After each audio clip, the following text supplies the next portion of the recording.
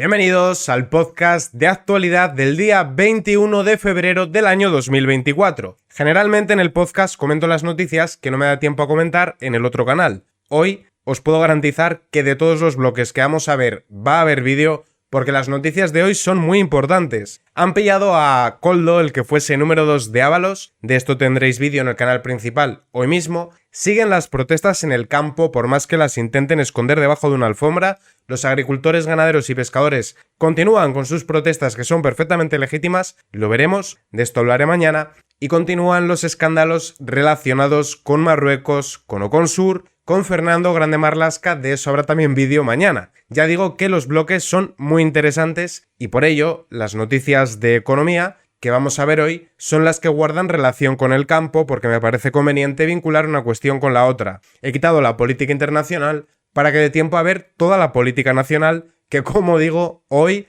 es un día de los que han pasado cositas, varias cositas. La primera y más importante, que bueno, tampoco quiero darle más relevancia a unas cosas sobre otras, porque habrá quien piense que lo que vamos a ver luego de Marruecos, pues tal vez sea más importante, o las protestas del campo, pero la noticia que sin duda es la que destapa todo el escándalo que hubo con la compra de material sanitario y que yo creo que es la punta del iceberg. Y digo más, yo creo que de los fondos europeos que están llegando, buena parte del dinero está siendo malversado por cuestiones que iré desarrollando en vídeos. No tengo forma de demostrarlo contundentemente, pero que ha habido movimientos muy raros, que se nombró como a la empresa del marido de Nadia Calviño, Azog, para entregar los créditos europeos a pesar de que tenía un pufo con Hacienda quien habilitaba esa empresa, las reuniones que hubo con la hermana de la gestora la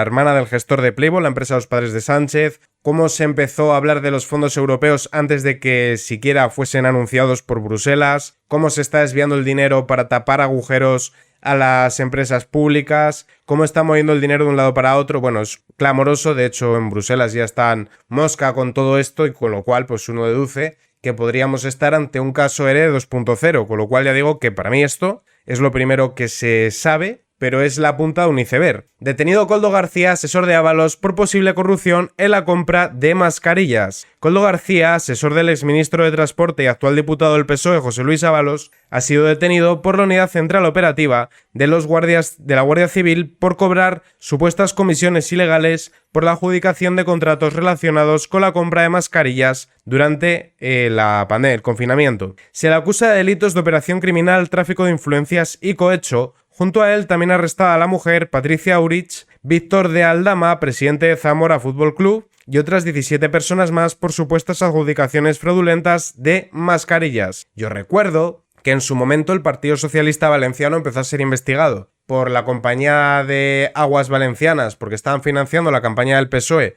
como una inversión para luego sacar concesiones y el nombre de Ábalos salió. Y de aquella lo taparon e intentaron que no se hablara de Ábalos, pero salió su nombre. Por ahora solo ha trascendido donde fue detenido el asesor de Ábalos y su mujer, vinculada también al exministro para el que trabajó como ayudante de secretaría. Urís también estuvo vinculada al Partido Socialista de Navarra. La UCO, que rastreaba las adjudicaciones de los contratos COVID desde el año 2022, también realizó 26 registros en distintas provincias. La Audiencia Nacional investiga presuntas mordidas en contratos durante la pandemia, cuyo material fue destinado a los ministerios de Transportes e Interior, así como a comunidades autónomas como Baleares y Canarias. Fiscalía Anticorrupción, fuentes del caso han señalado a este periódico que se trata de una investigación de la Fiscalía Anticorrupción. Koldo García, el amigo que llevó a Ábalos a Barajas la noche del Delsigate. Escolta, asesor, chofer, mano derecha del exministro de Transporte. García también fue el tercer hombre en el escándalo que envolvió al exministro hace unos años, el encuentro en el aeropuerto de Barajas entre Ábalos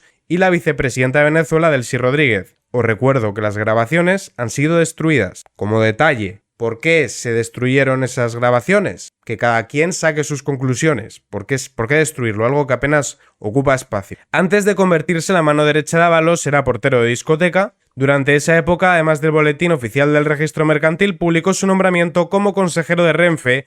A pesar de no tener formación, durante años en este puesto, Koldo colocó a su mujer como ayudante de secretaría en el Ministerio de Transportes. Koldo García ya cuenta con antecedentes penales. La imputación por los contratos ilegales se suma a las 2 condenas de Koldo García por agresiones. Víctor de Aldama, el empresario detenido junto a Koldo, amigo de Ábalos y líder del Zamora. Víctor de Aldama, actual presidente del Zamora Club de Fútbol, ha sido detenido este miércoles por el supuesto cobro de comisiones en adjudicaciones fraudulentas con mascarillas durante la pandemia, un caso que salpica a Koldo, que fuera asesor del exministro socialista José Luis Ábalos.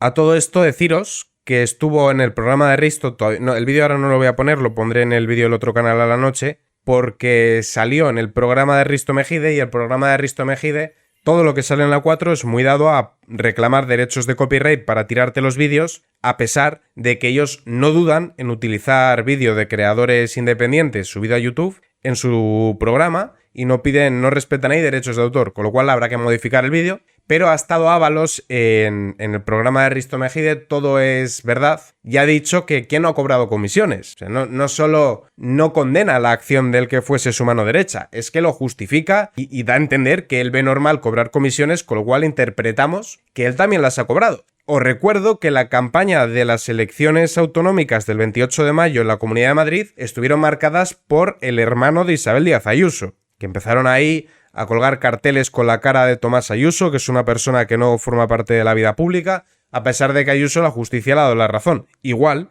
que le ha dado... Y yo pues tampoco soy especialmente fan de Isabel Díaz Ayuso. Le he criticado varias veces, como por ejemplo por gastarse el dinero de los madrileños en publicidad institucional. Pero bueno, la verdad es la verdad, la diga Agamenón o su porquero. La justicia le ha dado la razón en lo de las residencias también. Que eso es un detalle importante, porque ellos emplean las muertes en las residencias como un tomahawk, como si solo hubiesen fallecido personas en la Comunidad de Madrid. De hecho, porcentualmente fallecieron muchas más en Aragón, si tienes en cuenta la población de la comunidad, y ahí estaba la izquierda, aunque ahora está el PP con Vox, con lo cual, oye, que es que ellos eran precisamente los que más tenían que tapar. Aldama es un conocido abogado y empresario madrileño que ha estado unido a diferentes sectores como hostelería, enseñanza, inmobiliario, publicidad, tecnológico, médico, automoción y servicio. También está muy vinculado al ámbito deportivo. Aldama cuenta con varias empresas a su espalda. Para la compra compitió con Forus Deporte y Ocio, vinculada a Ignacio Triana, al que ganó la oferta. Pero quizá lo más curioso de Aldama también es que en septiembre de 2021 fue nombrado cónsul honorario en Georgia, en Zamora,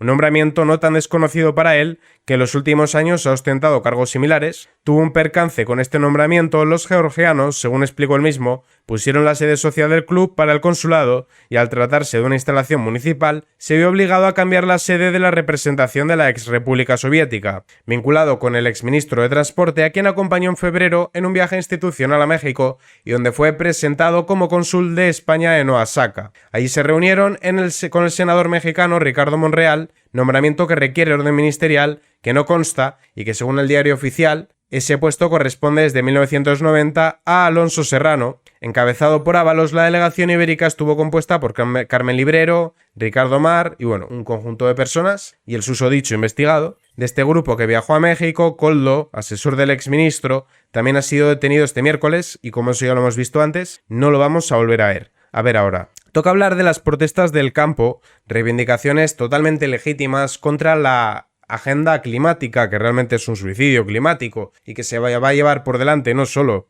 el precio de la luz, sino también el sector secundario, el sector industrial y el sector primario, que es el campo y la pesca, por culpa de poner una serie de restricciones como si la Unión Europea tuviese la capacidad de salvar el planeta en un mundo en el que hay 8.000 millones de personas y países que contaminan mucho más. Esto de lo que va es de desviar fondos públicos a las empresas de los amigos y lo vamos a pagar el precio nosotros, porque lo que pierdan las eléctricas nos lo van a repercutir en la factura. Si se arruina el campo, nosotros vamos a ser los que no podamos llenar la nevera o la tengamos que llenar de productos de ínfima calidad, con lo cual lo vamos a pagar todos. El gobierno utiliza a la policía para reprimir a los agricultores y ganaderos que protestan contra el Pacto Verde y la Agenda 2030, y aquí están golpeando a un señor mayor, lo cual me parece muy mal. El gobierno de Sánchez ha utilizado a la policía para reprimir a los agricultores y ganaderos que protestan en Madrid contra la Agenda 2030, el Pacto Verde y la competencia desleal que ejercen países extracomunitarios. ¿De qué competencia desleal hablan?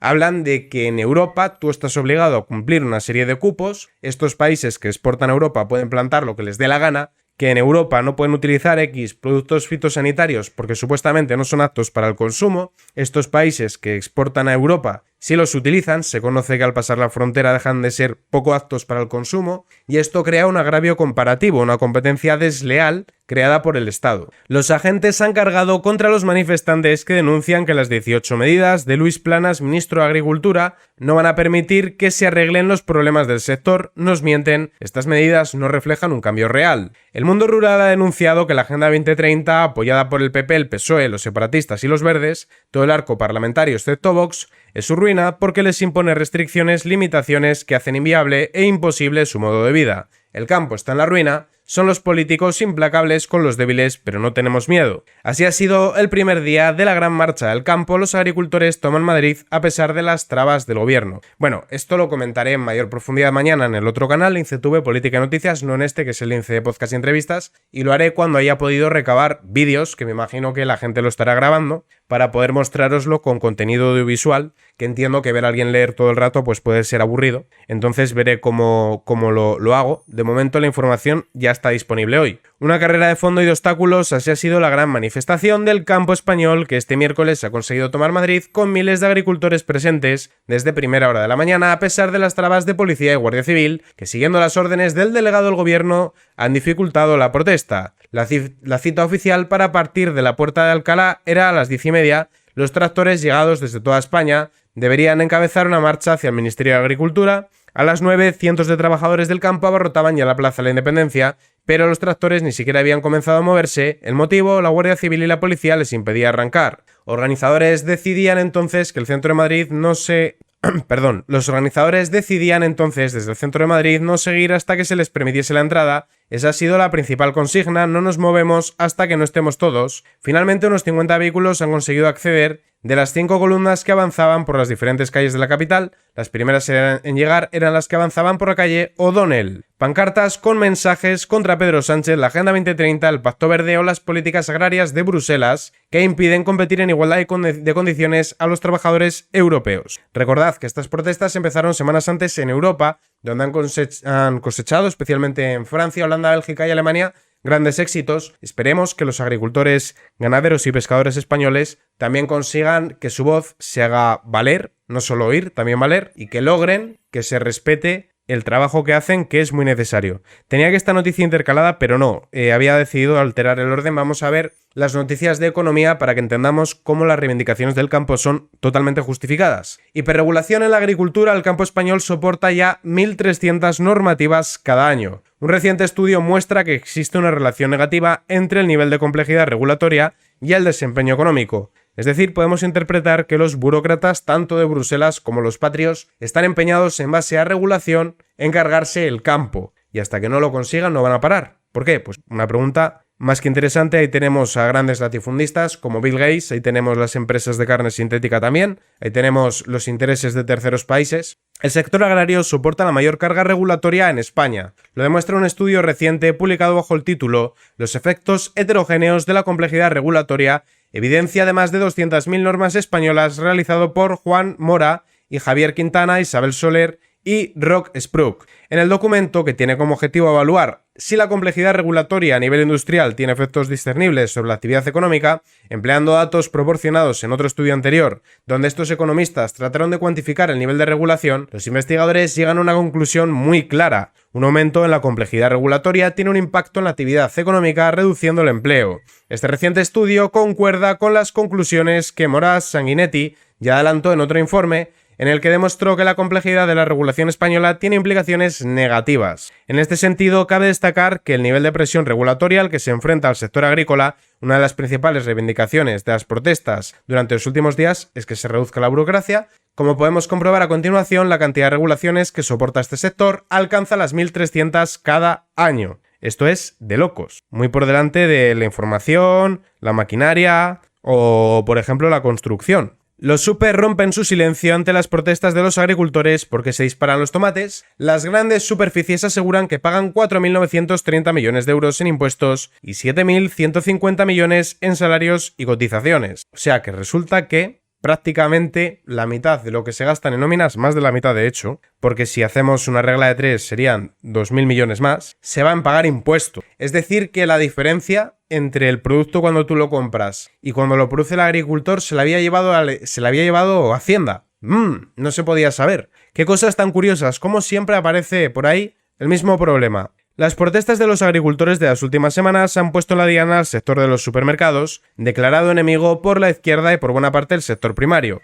Especular con los alimentos, inflar los precios, asfixiar a los agricultores o devorar el comercio local. Después de guardar silencio durante muchos días, excepto para pedir la libre circulación de mercancías y personas, las grandes cadenas han querido dar su versión. Uno de los argumentos más utilizados por los detractores son las grandes diferencias de precio que sufren los productos desde que salen del campo hasta que llegan a las lineales de las tiendas. Lo primero que hay que tener en cuenta en este aspecto es que ese diferencial no va directo al bolsillo del distribuidor, sino que se reparte entre la larga lista de intermediarios que contribuyen a dar valor al producto. ¿Qué intermediarios? Por ejemplo, yo vivo en Tenerife. Si quiero comerme un tomate que venga de la huerta murciana, de los agricultores de Murcia tiene que ir a un almacén logístico y tendrán que llevarlo a Cádiz o a Huelva, otro almacén logístico, es decir, segunda vez que pasa por transporte. Después hay que embarcarlo, traerlo al archipiélago y distribuirlo por los distintos municipios, y cada vez que el tomate se mueve, pasa por caja, paga Hacienda. Si cada uno espera sacar un beneficio porque si no su trabajo no sería rentable, los transportistas, los almacenes, etc.,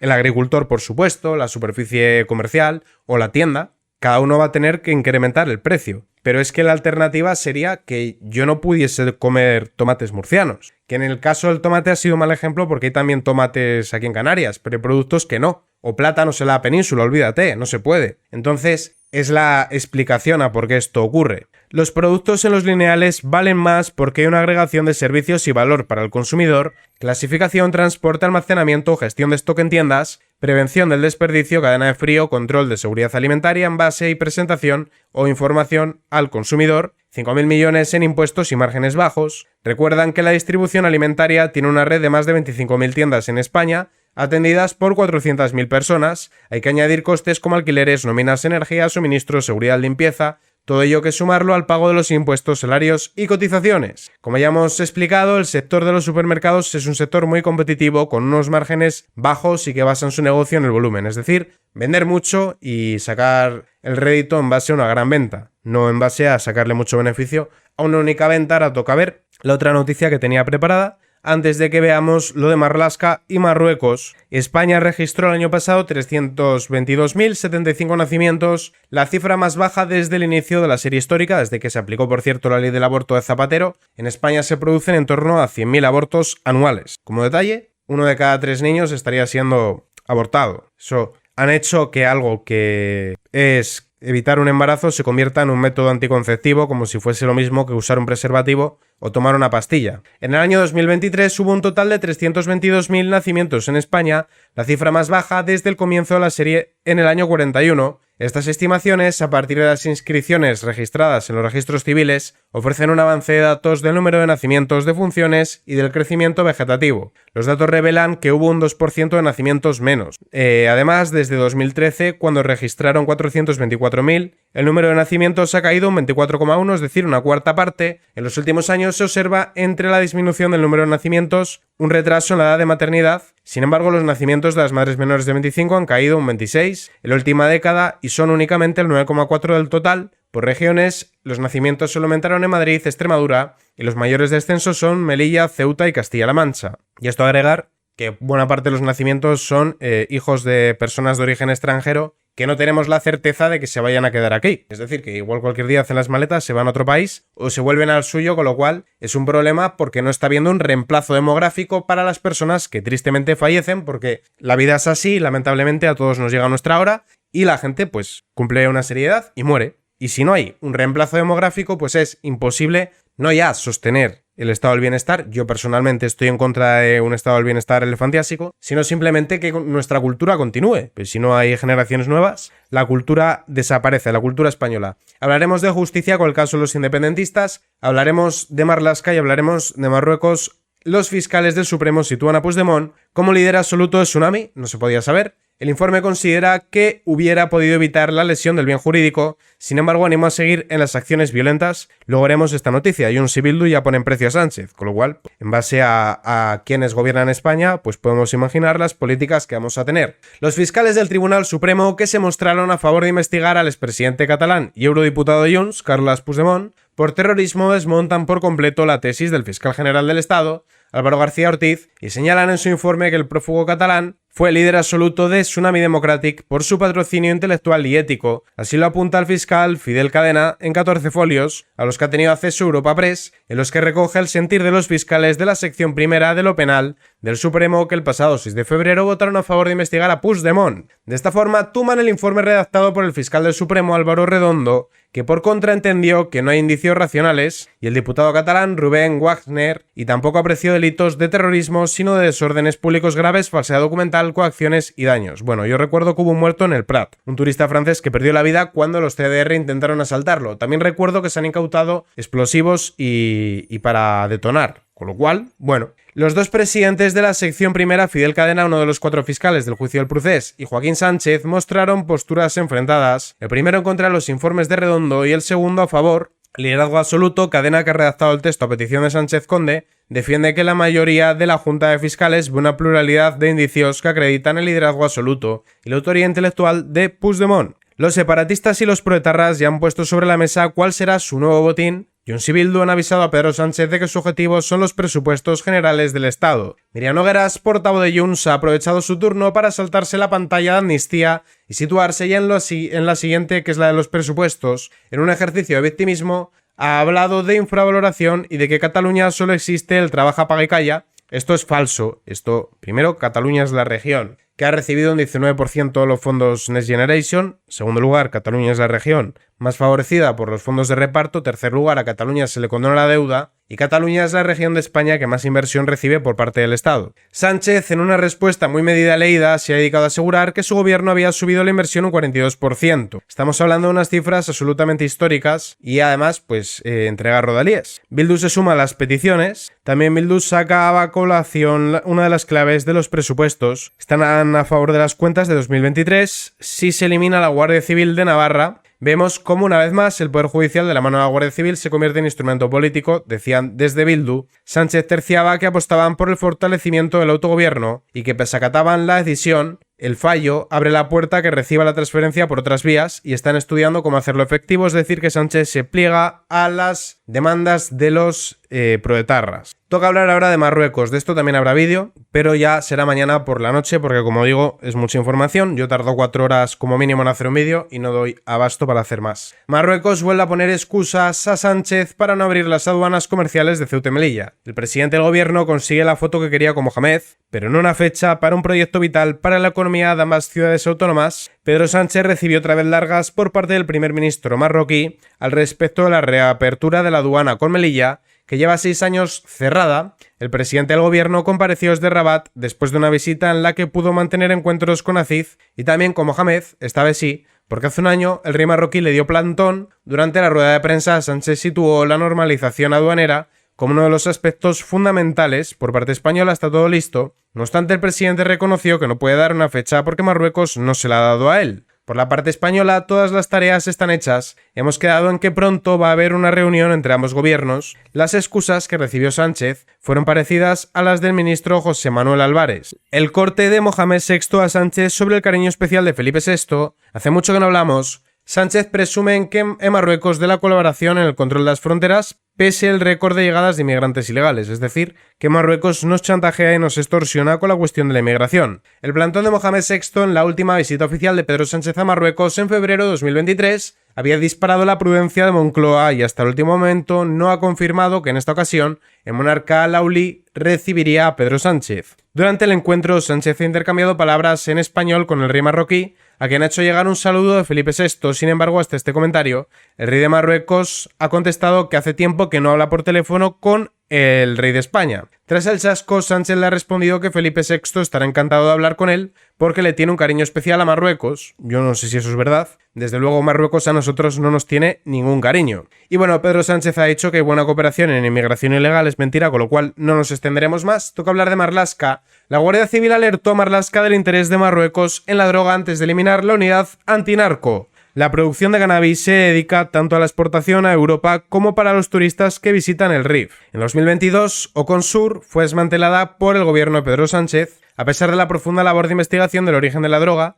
y de su negocio procedente de Marruecos, y así fue comunicado a Marlaska. Pese a ello, desmanteló el contingente de la Benemérita. Los datos de la Guardia Civil explican que en 2020 la Comisión de Estupefacientes aprobó eliminar el cannabis de la lista de drogas peligrosas por países como Marruecos, votación favorable de 27 países. Esto le permitía a Marruecos sentar las bases para crear un marco legal que regulase la producción y uso en el territorio, y precisamente por ello Marruecos aprobó la ley para legalizar el uso medicinal e industrial, y bueno, la realidad es que lo han utilizado no para eso, sino para exportarlo a España. Descriminalización del cultivo, pues gracias a esto pueden producir a granel para la exportación a Europa y también para los turistas. La creación de una forma constante de empleo e ingresos. La Guardia Civil deja constancia de que los costos de distribución y los precios varían según la ubicación, pero en cualquier caso el aumento de la demanda de cannabis da como resultado el aumento considerable de la viabilidad del tráfico de drogas y un exitoso negocio, y sobre todo, aquí no lo pone, pero lo digo yo, un aumento de la violencia que ejercen los narcos. Permiso oficial de Rabat. Bueno, pues esto, que Marruecos es colaboracionista, ya lo sabíamos. Según el estudio, se contabilizaron 135.000 hectáreas dedicadas al cultivo de cannabis solo en Marruecos, y de hecho, Marruecos es el principal productor mundial de hachís. Ahí es nada.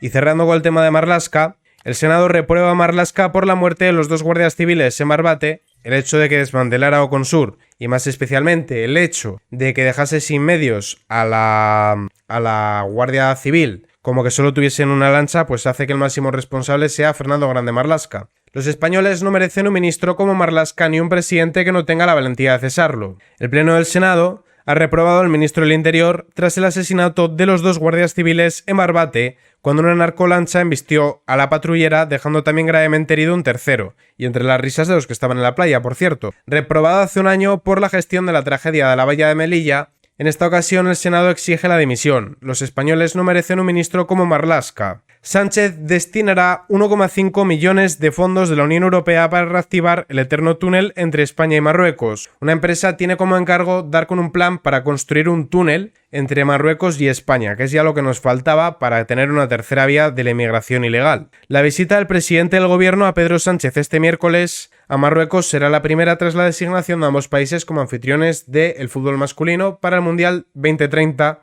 Horror de fecha, yo creo que el 2030 el mundo acabará. Es broma, pero verdaderamente me he hecho a temblar cuando escucho hablar de este año. Es la expectativa que coincide en trasladar a Voz Populi distintas fuentes del empresariado de la construcción, que empieza a descontar que el nuevo evento conjunto será la piedra de toque para dinamizar iniciativas de interés. En el extremo de estas potenciales sinergias se sitúa unir los 2 países, un enlace submarino de 28 kilómetros o túnel en el estrecho de Gibraltar. Y finalmente, Sánchez ordenó a Defensa gastar 800 millones en sustituir los 5 Falcon 8 días después de la investidura. Esto como anécdota curiosa. Un documento clasificado del Ministerio de Defensa al que ha tenido acceso Que Diario prueba que Sánchez planea desde finales del pasado año cambiar la flota de Falcon. Pues bueno, se conoce que los quiere todavía más grandes o con más lujos. El desembolso contrasta con las quejas internas de las fuerzas y cuerpos de seguridad del Estado sobre la escasez de medios, porque para los lujos y el confort de su reverendísima hermosidad, Pedro Sánchez, el magnánimo de majestuosa figura, pues siempre hay que gastar, porque es muy importante. Pues nada, con esta noticia concluimos el podcast de hoy, día 21 de febrero. Recordad que de los 3 bloques que hemos visto hoy habrá vídeos en el otro canal. Y muchísimas gracias a todos por verme.